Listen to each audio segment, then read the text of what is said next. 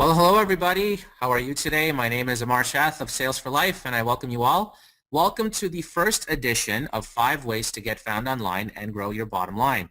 Guys, let's face it, we're all here for the same reason, right? We're being presented with one of the biggest opportunities in our lives right now. Your ability to get found and look professional when you're found are keys to your future success. And today I'm pleased to bring you two influencers in the online digital world. I bring you Ian Carfagna, who is the founder and VP of Webtasks, and Rob Kavanaugh, a principal at Sales for Life. These two gentlemen are going to discuss, 1, critical tips for PPC, 2, strategy for your local SEO, 3, critical points on your local maps listing, 4, 5 top LinkedIn profile changes you can make today, and 5, Q&A session with the experts. So we're going to take questions towards the end, and you'll have an opportunity to connect directly with Ian and Rob to get any other questions you have answered. Remember, they're here to help. So without further ado, guys, let's kick things off. And Ian, I'm going to kick it over to you first. Well, thank you, Amar. I appreciate the intro. Thanks, everybody, for showing up today. As Amar said, we're going to go over some tactics in the first part of this that really can help your online presence and help you grow your business when it comes to some key factors in online presence. So I first want to start things off by talking about the relationship between the way things used to work and the way things work today. Now you see on the screen there, you see a phone book back in 1985. In 1985, the phone book was the way you got found. Other than print ads or radio ads, when someone needed something, they picked up the phone book and they looked for that local business. And people who had businesses back then and had the phone book as their primary source developed ways of manipulating that phone book and realized that the problem that Zeke's Auto Body had was they were last on the list.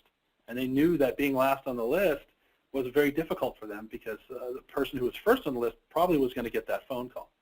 So aside from changing their name to AAA Zeke's Auto Body, which some people did, they realized also, you have to place an ad or take out a full page or a half page ad in that phone book just to get seen. So what we're going to talk about really is the transition to how nowadays the internet is the same principle. It is the digital phone book. It is 97% of consumers, quoted by Google themselves, 90% of consumers search the internet first when looking for a local business.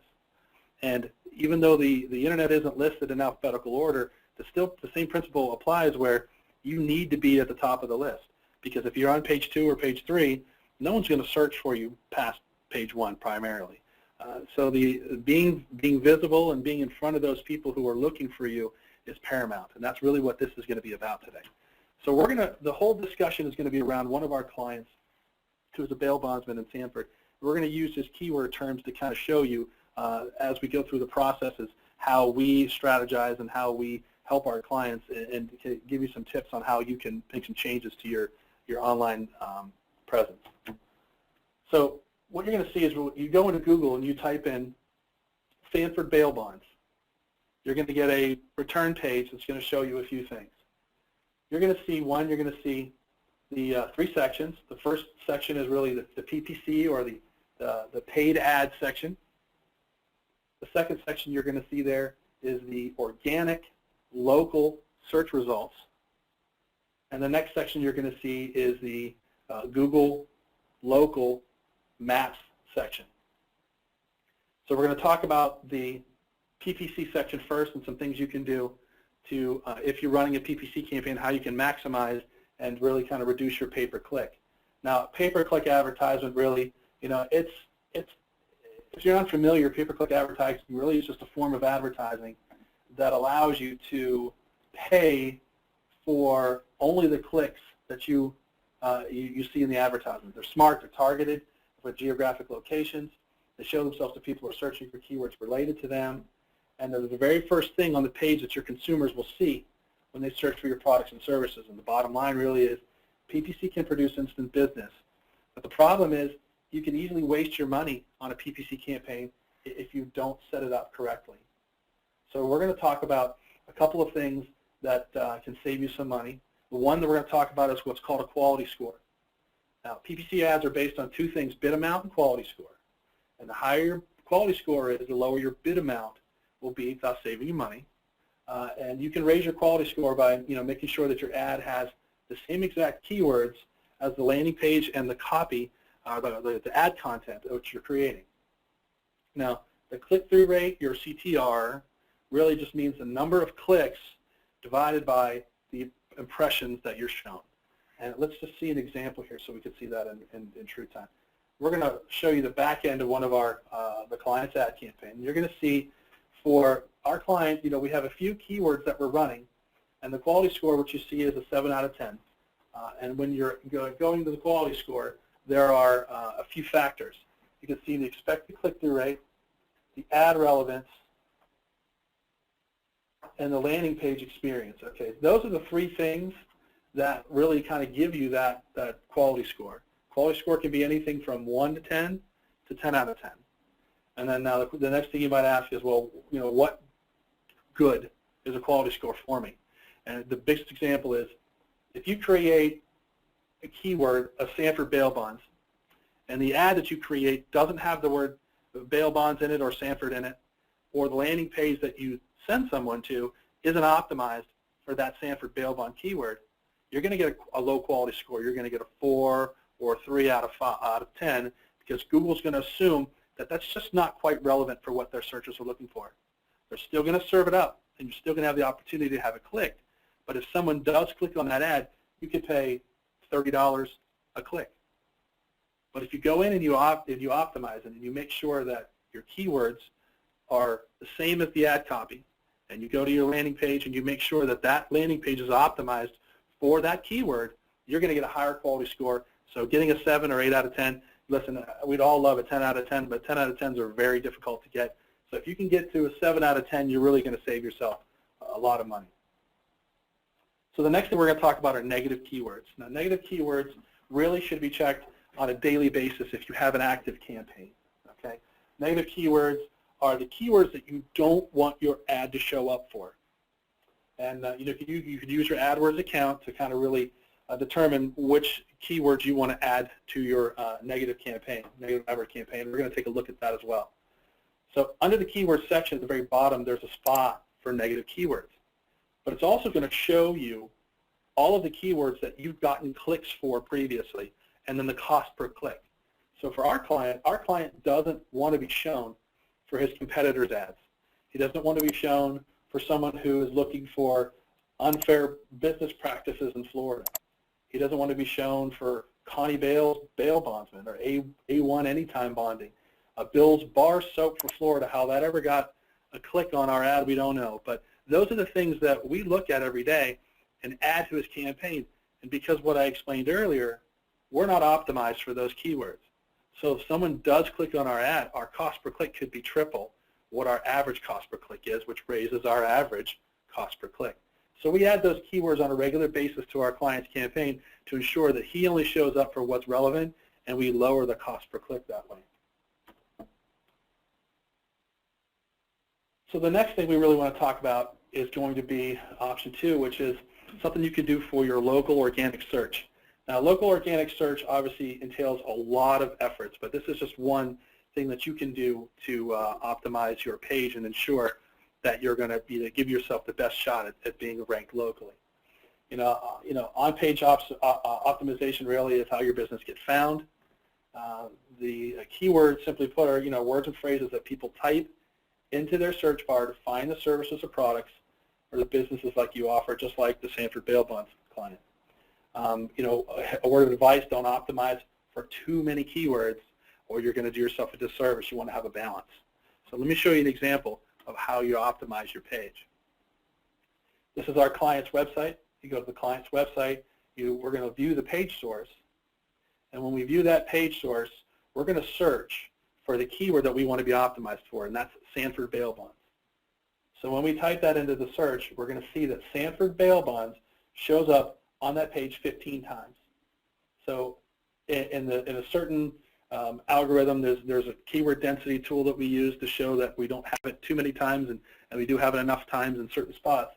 But having it optimized, at least 15 spots in there, gives us assurance that when we send a PPC ad to that page, Google is then seeing that that keyword is relevant on that page. Thus, we're able to get a higher quality score out of 7 out of 10, and we're able to get a reduced pay-per-click button. So that's really kind of one of the ways you can really optimize your page. Now, again, there's a lot of other factors that go into optimizing your page. We could talk about those at another time. We're going to also go into now the local maps section. If you have a local business, if you're a brick and mortar and you have a physical location, this is free. You can set up a Google Local for Business, which is actually going to be converted over to your Google+.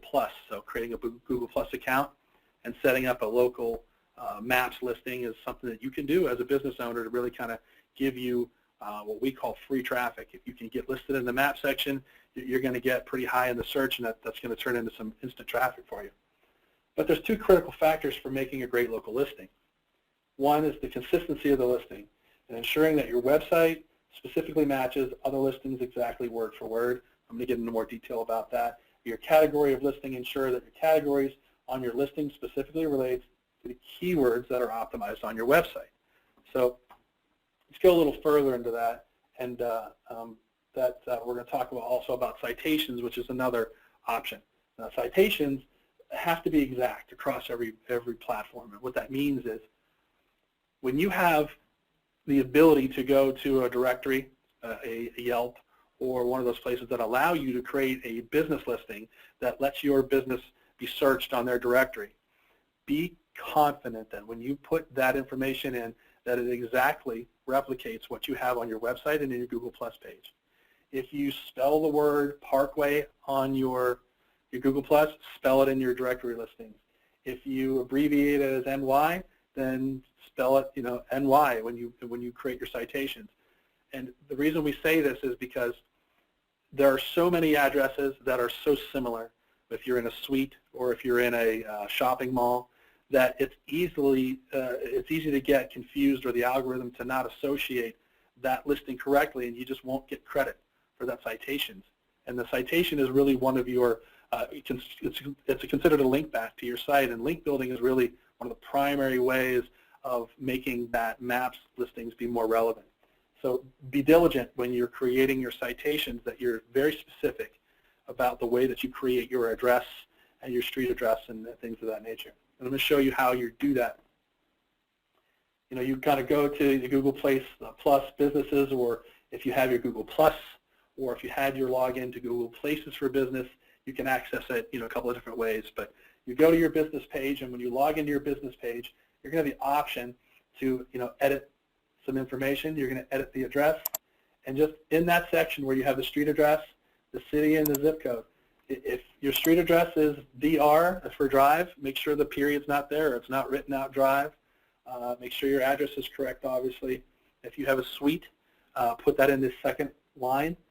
If you want to have, if you're in a shopping mall and you're separated, that your competitors are right next to you, and that's the way it is for some of the bail bonds clients that we have.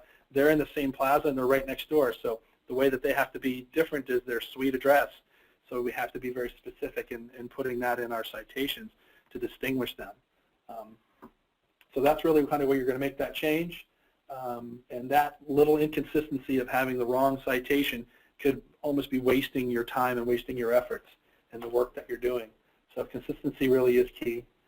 You see, we're going to show, you're showing you here that on our site, we've got our address listed a few times. So we had to make sure that we are very consistent in the way that we presented our address, so that we do get credit for those citations when we do that on a regular basis. The next thing we want to talk about are categories. It's imperative that your Google Plus listing or your Google Business listing has the category selected that specifically relate to the keywords your website is optimized for. So without it, the business owners run the risk of their site being penalized or not even showing up in the display at all. And I know sometimes it sounds like a simple thing to do, but it's really easy if you don't understand how the listings are created. It's easy to not add that category in there, or to think that it may not be critical, but it really is. And I'm going to show you where that's at. Same place we were at before, just below it you see a category listing. And what you want to do is you want to make sure that you add the categories that are relevant to what your businesses are if you have multiple services, you're more than able to put in multiple categories. You're able to, if you only have one product or service, then just put that one category in there. It's not really beneficial for you to put yourself into categories that you don't have products for, because it's really not going to do you any good. But so just be specific to make sure that you find a category that best resembles your product, and that'll help you a lot. So in recapping, really, we went over the PPC portion, where the higher quality score, the lower your bid. We talked about removing the negative keywords from your analytics. That'll also reduce your average cost per click, saving you or your client money. We talked about in the local SEO organic section, don't optimize for too many keywords. Have a balance and check consistency. These are page sorts. You want to make sure that you're really optimizing for one or two primary keywords per landing page to make sure that page doesn't have an identity problem and really kind of get lost in the shuffle. Your map section, which citations really have to be exact, and there is some leniency there, but we preach being consistent, because if you make that a habit and you make that consistency a habit, then you're really removing the risk of doing it wrong or getting not considered for that citation. And really, again, that maps listing is really free traffic. It's the best way to get a lot of traffic to your site and not have to pay for it. So if you're going to optimize that and do a lot of work, really be consistent in that section. And then also make sure that your category is specified, because you optimize your maps page and you do everything. If you don't list that category, you're not going to be considered part of that category. So when those keywords come up, you're really not even going to rank at all. So those are the 5 things really kind of to give you at a glance. And if you have any questions, definitely at the end of this presentation, we really kind of would love to hear from you, and I can answer as many questions as you have. And I'm going to turn this back over to Amar. We've got I know Rob coming up to talk about some LinkedIn stuff. So Amar, take it away, bud. Thanks, Ian. Ian, we're actually so many questions coming in. If you can just answer a few for us right now, that'd be great. Absolutely, go ahead. Yeah, I got one from Mary in North Carolina here. When you talk to companies about pay-per-click, how do you know how much of your spend is actually used from the campaign? That's a great question. It really depends on the company that you use, but you really have to ask your agent and to talk about it. If you're spending $1,000 a month with a company who provides PPC, you really have to ask that person how much of that money is really going to my spend and how much of it is in administrative fees.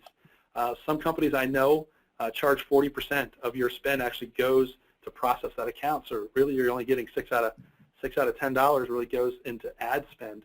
We're different. We charge a flat 15% fee. So no matter what you spend, 15% off the top, and we're really upfront about that.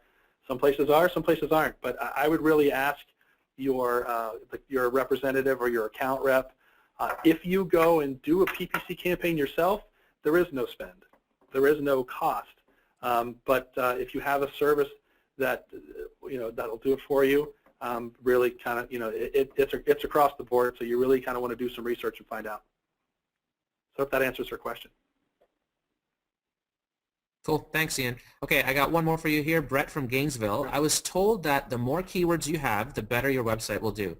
And you said to use only a few. Why the difference? Oh, great. That's another good question. Google search, their algorithms change daily. But they put out updates usually on a bi-monthly or tri-monthly, quarterly process. And what used to be effective years ago is now considered keyword stuffing.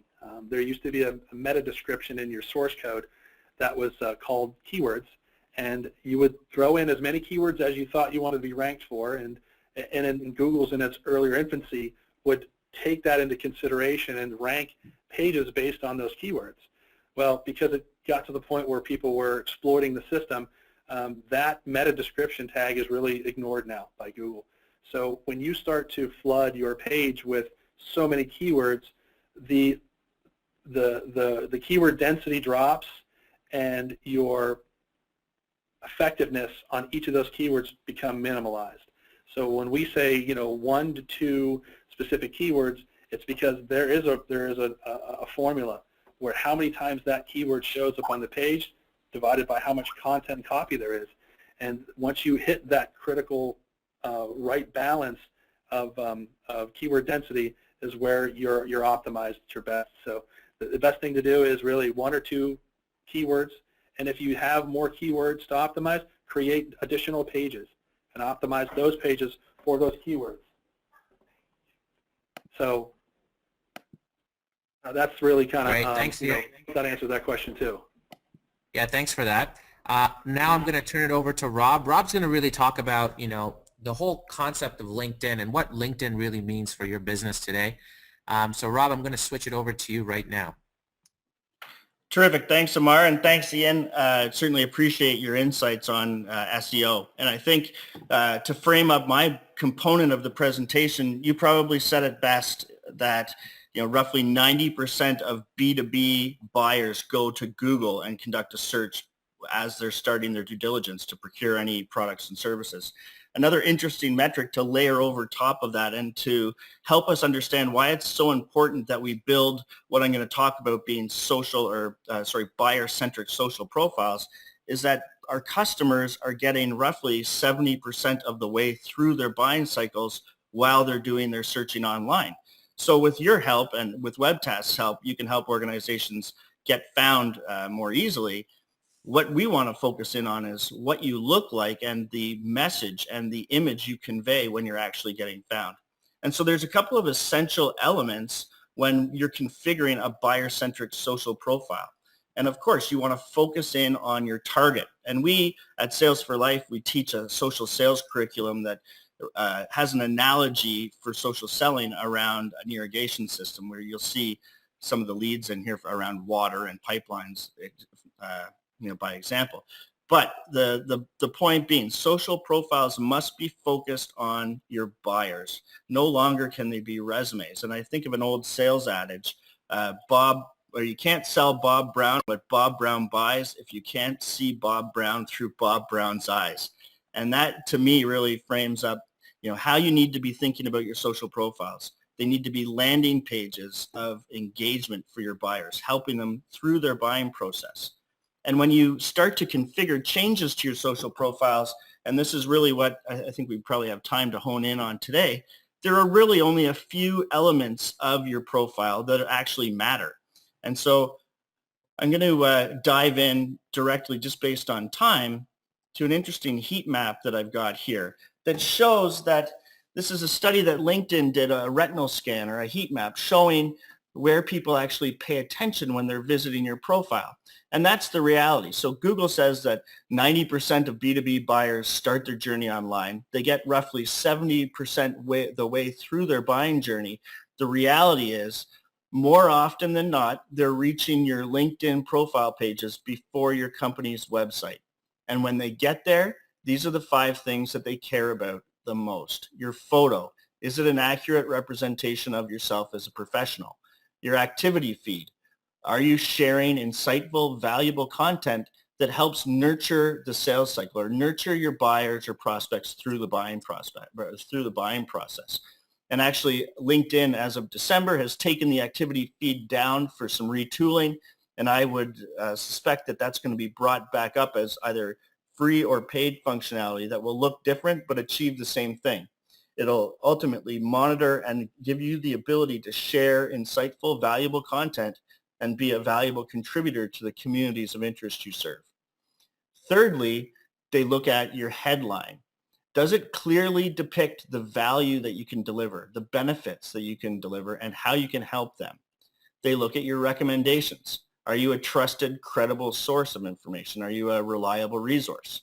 And then finally, they look at, can I engage with this person? What's your call to action? Every social profile needs to have a strong call to action to drive engagement. So again, we take, when we talk about becoming or turning social profiles into buyer-centric profiles, it's all about what you can do to assist your clients. It's almost like the old Basho technique. They talk about why you and why now. And those are the types of things that you want to convey. Customers are not going to care that your sales reps have crushed their quotas and that they have territories spanning from Florida to San Francisco, or that they're consistently going to President's Club or 130% of plan. You have to ask yourself when you review your profiles today, is my buyer actually going to care about the information that I've got on my profiles? And, just to be respectful of time, I'm going to cut it at that. But, I would make myself available to any of the individuals participating today to reach out and engage with us. We have an entire curriculum built around social selling and using tools like LinkedIn and Twitter to ultimately sell more online.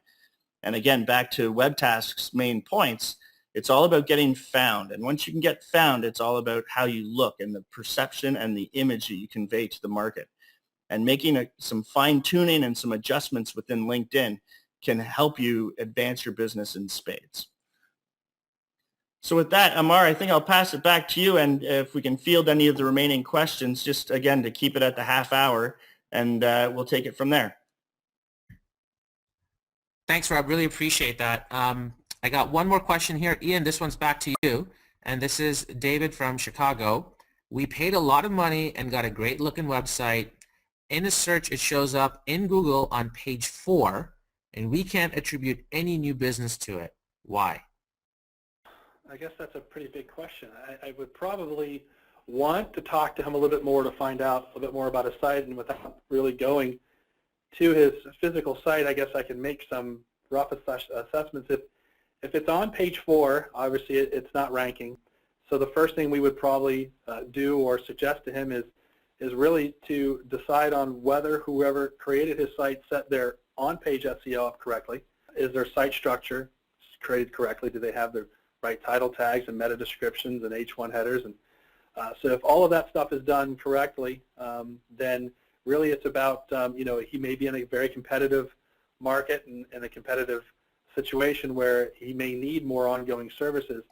I guess this brings to a point, too, that a lot of business owners don't understand that just because they get this great, fresh, new citing website, they think that a lot of times that's it. You just put the website up and the traffic comes. And then unfortunately, it's a lot of, around the office here, we talk a lot about it. It's the whole king of the hill scenario where, everyone wants that top spot. Everybody wants that, and there's only really one on the top, and you have to fight your way up there. And once you're there, you really have to kind of fight to stay. So just having a great website out on the internet is the first step, and it's great once people get there. But you need to get found, and you need to provide some effort to getting from page 4 to page 1. So if he would like to give us a call, whatever, more than welcome to go over a little more detail about it. But I would have to, without seeing the site, make that assessment that he just probably needs a little bit more effort on his SEO ongoing. So hope that's enough. I appreciate that assessment. Yeah, appreciate that assessment. Thanks, Ian. So guys, this brings us to the end of our webinar. Thanks again for joining. We're going to be doing a lot more of these in the near future, so stay tuned. And, my advice to you really is reach out to Rob, reach out to Ian. These guys are experts at what they do. They're absolutely phenomenal to work with. So if you have any questions or concerns or need some tips or tricks or tactics, be sure to reach out and they're going to hook you up. So thanks again, everybody, and we're going to call it a day for now. Have a wonderful day. Thank you. Actually, Amar, I'm just going to interject quickly. We've got another question that's just come in. We probably can take 30 seconds for Ian to field this one. It's from one of the participants today, Mike Ward, and he asks, aren't title, name in URL, and name in HTML file ranking higher than keywords now in Google?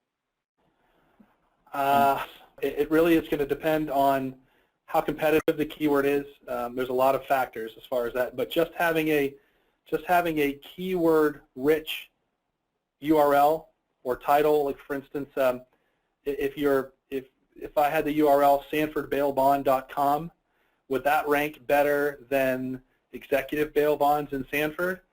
If the only determining factor was the title of the URL, I would say yes. But title tags on the page and all of the HTML on-page factors really are, think of it as a way of setting yourself up to be found.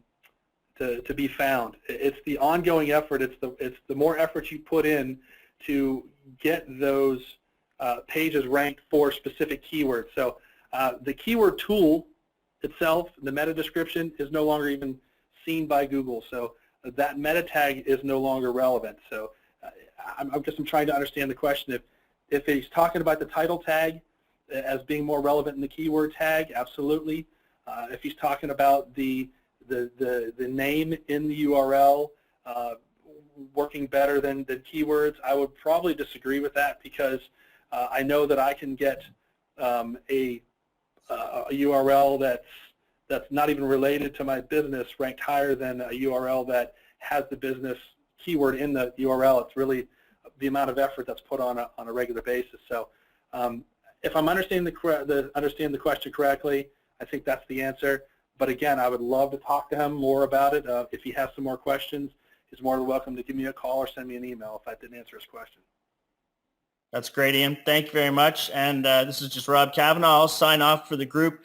Thank you very much to Webtasks and Sales for Life for coordinating the webinar today. And thank you to all of our participants for taking the time out of your busy day to join us. Hope you found value here. And of course, I feel like I can speak for Ian safely to say, if any of you require any of the information presented today, feel free to reach out and engage with us. You can find us all on LinkedIn, of course, or directly via email. We'll be communicating with you all in a follow-up email shortly in the next day or so. So again, thanks and have a fantastic day.